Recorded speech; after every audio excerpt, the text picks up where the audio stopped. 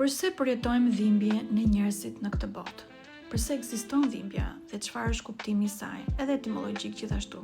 Në këtë botë, kur dikush përjeton dhimbje, do të thotë është si një përgjigje, është një sinjal që universi po të thotë që shiko, je në rrugën e gabuar. Pra, kur njeriu përjeton dhimbje, do të thotë që është i ndarë nga universi. Dhe në fakt profesori Petrozhe ka sqaruar etimologjisimin e fjalës dhimbje, si dham,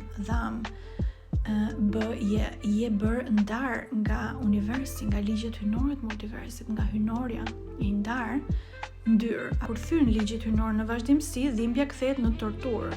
Po pse ekziston dhimbja këtu? Bota këtu ku jemi neve është ndërtuar që është i dizajnuar, pra dhimbja, tortura, këtu njerëzit mund të kenë pra dhimbje, mund të kenë plakje, smundje dhe vdekje në këtë botë. Pse është e tillë? Është e tillë në mënyrë që njeriu që jeton këtu në këtë botë të punojë që të dali nga kjo botë, të dali nga cikli lindjeve i vdekjeve, të dali nga ciklet e dhimbjeve dhe torturave, që të punojë.